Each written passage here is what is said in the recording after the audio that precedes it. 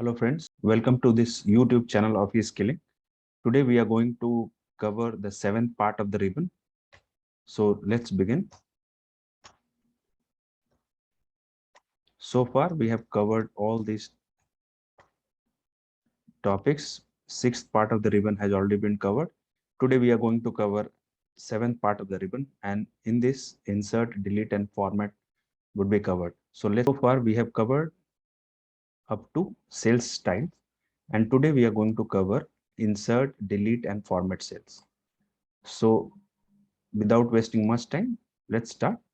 हम लोगों ने अभी तक sixth part, first, second, third, fourth, fifth, sixth part complete कर लिया है और ये सेवेंथ पार्ट कंप्लीट करने जा रहे हैं। इसमें insert, delete and format cells के बारे में वन बाय वन देखा जाएगा। तो शुरू करते हैं। इन इंसर्ट टैब का कब जरूरत पड़ता है?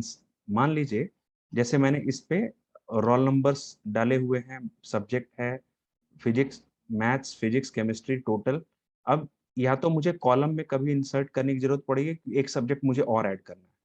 अब मुझे रो में ऐड करने की जरूरत कब तब पड़ेगी जब मैं एक रोल नंबर और इंसर्ट करना चाहता हूँ जो गलती से इसमें मेंशन करने में छूट गया हो, या फिर मैं बाद में कुछ इम्प्रोवाइज करके एक और डेटा सेट इसमें ऐड करना चाहता हूँ। तो रो या कॉलम में जब भी किसी सेल को इंसर्ट करना हो, कंप्लीट रो और कंप्लीट कॉलम में, तो ये इंसर्ट ऑप्शन का यूज किया जाता है। इंसर्ट सेल्स, इंसर्ट सीट रोज, इंसर्ट सीट मीन्स ये तीनों ऑप्शन अलग अलग समय पे अलग अलग रिक्वायरमेंट के बेसिस पे यूज किए जाते हैं। अब अगर अगर आप इसको ऐसे ही करना चाहते हो तो इस पे सिर्फ कंट्रोल प्रेस कीजिए, प्लस साइन कीजिए, एक आपको खुद से रो ऐड किया हुआ मिलेगा।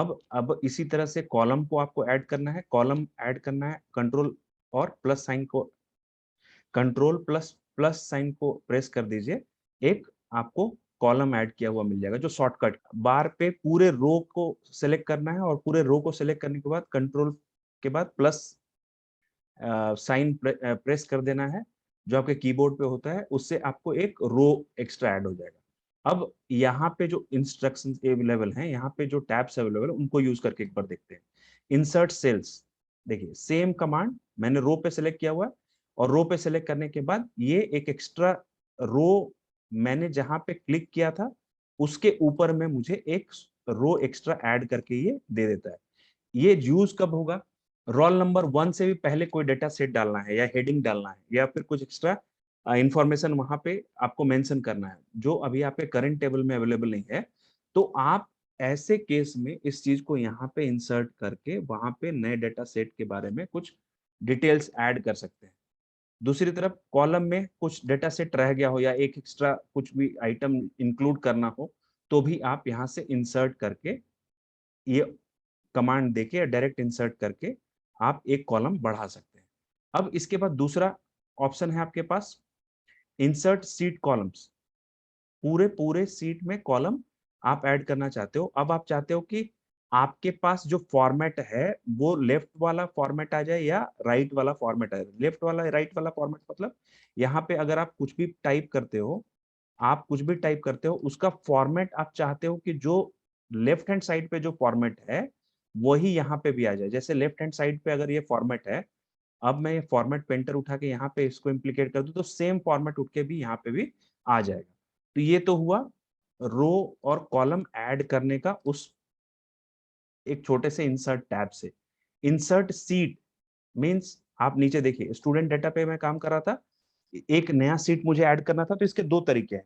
या तो स्टूडेंट डेटा पे काम करते रहिए, यहाँ पे इंसर्ट सीट कर दीजिए, तो जिस सीट पे आप काम कर रहे हो उसके अलावा एक सीट ऐड हो जाएगा। लेकिन इसके अलावा अगर आप दूसरा सिंपलिस्टिक तरीका यूज करना चाहते हैं तो ये प्लस साइन आपके सीट के जहां मेरा कर्सर रोल कर रहा होगा उसके नीचे देखेंगे, तो उसके जस्ट राइट साइड में एक सर्कल में प्लस बन के आता है। ये प्लस पे क्लिक करते चले जाएंगे। पुराने वाले वर्जन में सिंबल अलग है लेकिन काम दोनों का सेम है। यहाँ पे प्लस पे ऐड करते जाएंगे, नया नया सीट आपको ऐड होता चला जाएगा, लेकिन काम हम लोग स्टूडेंट पे कर रहे हैं। तो इससे सीट को आप जो आपने इंसर्ट करके बनाया उसको डिलीट भी कर सकते हैं। इतने एक्स्ट्रा सीट्स हम लोगों ने अभी ऐड किए थे, सबको डिलीट कर देते हैं क्योंकि इनका काम नहीं है, और मेन स्टूडेंट डाटा सीट रहने देते हैं जहां पे हम लोग काम कर रहे हैं। तो आपके पास कुछ ऑप्शंस आए, insert cell, insert sheet column, insert sheet. अभी इंसर्ट सीट रो, क्योंकि जैसे मैं अभी कॉलम पे क्लिक किया हुआ तो रो इनएक्टिव, अब मैं रो पे मैं क्लिक कर दूंगा तो रो हाईलाइट हो जाएगा। मैं कॉलम पे क्लिक करूंगा तो वो कॉलम हाईलाइट करके मुझे कॉलम ऐड करने का ऑप्शन देने लगेगा। तो ये इंसर्ट सेल के ये 3-4 ऑप्शंस हैं जिसको आप यूटिलाइज करते हैं। अब इसी तरह से डिलीट, डिलीट सेल्स, अब मैं डिलीट कर दूंगा तो मेरा पूरा एक कॉलम गायब हो जाएगा। तो आप जिस भी रो या जिस भी कॉलम को आप डिलीट प्रेस करते हो वो पूरा रो या पूरा कॉलम ही डिलीट हो जाता है। इसके बाद सीट रो सीट कॉलम जैसे वहां पे था, कॉलम और जिस जिस भी रो को सिलेक्ट करोगे तो रो वाला एक्टिवेट हो जाएगा, कॉलम अगर सिलेक्ट करोगे तो कॉलम एक्टिवेट हो जाएगा। डिलीट सीट, आप जिस सीट पे काम कर रहे हैं उसे डिलीट करना चाहेंगे तो यहाँ से सीट भी डिलीट हो जाएगा। तो इंसर्ट और डिलीट आपने देख लिया। अब है फॉर्मेट। फॉर्मेट इंटरेस्टिंग है। फॉर्मेट इंटरेस्टिंग कैसे होता है कि आप चाहते हो कि स्पेसिफिक विड्थ ऑफ कॉलम रहे, वो कॉलम विड्थ आप खुद से डिसाइड करके आप कमांड दे सकते हो, और जैसा भी आप कमांड दोगे उसके बेसिस पे उसका विड्थ फिक्स हो जाएगा। अब आप रो हाइट देना चाहते हो, 14.4 करंट रो हाइट आ रहा है, मैं इसको 20 कर देना चाहता हूँ, तो ये एक स्पेसिफिक रो मेरा 20 के हाइट का हो गया।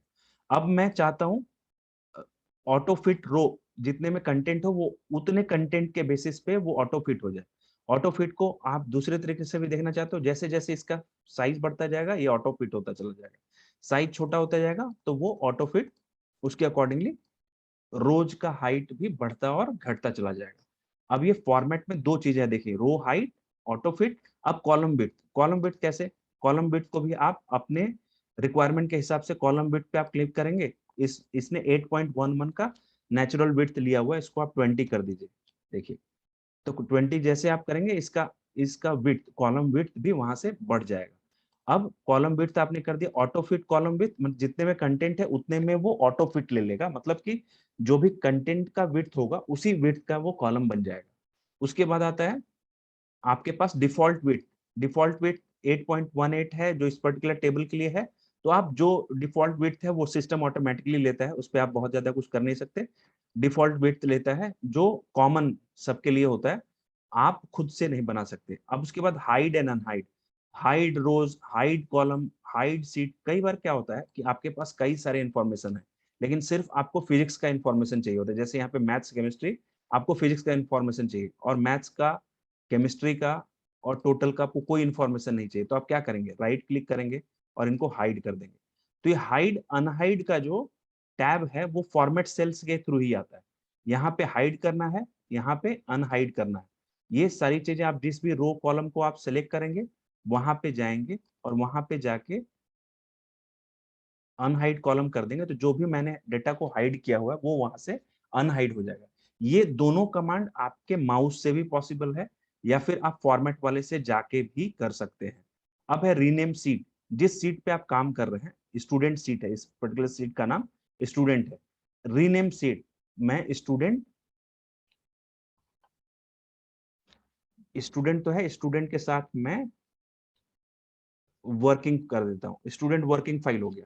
तो ये यहाँ से ये आप अपने अपने सीट को नाम देते हो, मूव और कॉपी सीट। मूव और कॉपी सीट मतलब आप चाहते हो मूव टू एंड, जो भी आपके पास सीट्स हैं उस सीट पे ये बाहर चला जाए, या फिर आप चाहते हो कि इसकी एक कॉपी बन जाए, जैसे आप ओके करेंगे इसी पर्टिकुलर सीट का एक सेम कॉपी बन के आपके लिए डेटा में सेव हो जाएगा। तो ये टैब आपको फॉर्मेट सेल से ही मिलता है। इसके बाद आता है टैब कलर। आपने जो नीचे स्टूडेंट वर्किंग देखा है इसके कलर पे आप नोटिस करेंगे, जैसे जैसे आप यहाँ पे कलर चूज करेंगे, अब जैसे मैंने डार्क रेड कर दिया तो ये डार्क रेड अब इस सीट के अलावा किसी और सीट पे क्लिक करेंगे तो देखिए पूरा डार्क रेड आपको दिखेगा। जब ये वर्किंग है तो लाइट शेड में दिखेगा, लेकिन जैसे दूसरे सीट में शिफ्ट होंगे तो उस पर्टिकुलर सीट का कलर डार्क रेड हो जाएगा। ये भी फॉर्मेट सेल से पॉसिबल है। फिर आता है प्रोटेक्ट सीट, जो सबसे इंपॉर्टेंट है। प्रोटेक्ट सीट में क्या करना होता है, इस पर्टिकुलर सीट में मैं कोई भी काम करूं वो प्रोटेक्टेड रहे, तो आप क्या करोगे, KARTIKE, मैं हाइपोथेटिकल पासवर्ड डाल रहा हूँ और यहाँ पे आप जितने इसमें select lock cell, select unlock cell, दो टैब मैंने सिलेक्ट किया, बाकी format cell, format column, format rows हम लोगों ने ऑलरेडी काम किया हुआ है। तो आप इनमें से भी किसी पे पासवर्ड लगा सकते हो, लेकिन सबसे बढ़िया क्या है कि सीट पे ही लॉक लगा दो। लॉक्ड सेल्स और सेलेक्ट अनलॉक सेल दोनों को आप टैब पे क्लिक करके रखोगे, आपके पास दूसरे बार वो कंफर्म करने के लिए पासवर्ड पूछेगा कि मैंने एक पासवर्ड इंसर्ट किया और इसको मैं ओके करता हूं। अब मैं इस पे चाहूंगा कुछ भी एडिट करना तो ये मुझे एरर दे देगा। मैं यहाँ पे कोई भी माउस ऑपरेशन या कोई भी मैं कीबोर्ड पे कोई भी फंक्शन करता हूँ, ये मुझे एरर दे देगा। इसका मतलब ये प्रोटेक्टेड सेल्स हो गए, इस पे आप कोई भी ऑपरेशन नहीं कर सकते। अगर आप इस पे कोई ऑपरेशन करना है तो आपको अगेन फॉर्मेट सेल में जाना पड़ेगा, देन अनप्रोटेक्ट सीट पे जाना पड़ेगा और आपने जिस पासवर्ड से इसको प्रोटेक्ट किया है वो पासवर्ड आपको दोबारा टाइप करना पड़ेगा। तो आप जब टाइप करेंगे वो पासवर्ड दोबारा ओपन करेंगे, अब मुझे ये अलाउ कर देगा कि मैं इसके ऊपर में कोई भी ऑपरेशन कर सकूं। तो फॉर्मेट में आपके पास अब फॉर्मेट सेल्स में जाने के बाद वही शुरुआत में आप याद कीजिए, शुरुआत में जब हम लोग यहाँ पे फ्रंट साइज, फॉन्ट टाइप और अलाइनमेंट वगैरह देख रहे थे, वो सेम टैब यहीं से खुलता है और वो आप उसमें कौन सा फॉन्ट साइज लेना चाहते हैं, उसमें फॉन्ट स्टाइल क्या लेना चाहते हैं, उसमें फॉन्ट का साइज क्या होगा वो सब, और उसके बाद भी उसका कलर कौन सा चूज करना चाहते हैं, you can select from this particular tab. तो ये सारी चीजें फॉर्मेट सेल से पॉसिबल हैं। और इसके अलावा हम लोग ने इंसर्ट में ऑप्शंस देखे, डिलीट में ऑप्शंस देखे, फॉर्मेट में row height, auto fit, column width, ये जैसी आपकी रिक्वायरमेंट हो उसके बेसिस पे आप इनको इम्प्लीकेट कर सकते हो।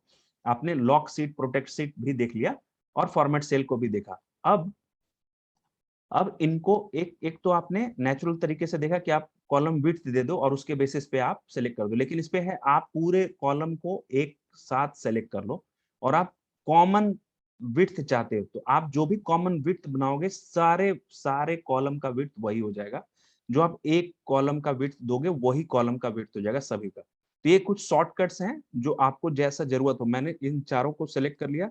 अब इनके चारों को सिलेक्ट करके मैंने एक का साइज बढ़ाया, लेकिन देखिए चारों जो चारों को कॉमनली मैंने सेलेक्ट किया था, चारों का विड्थ बढ़ गया।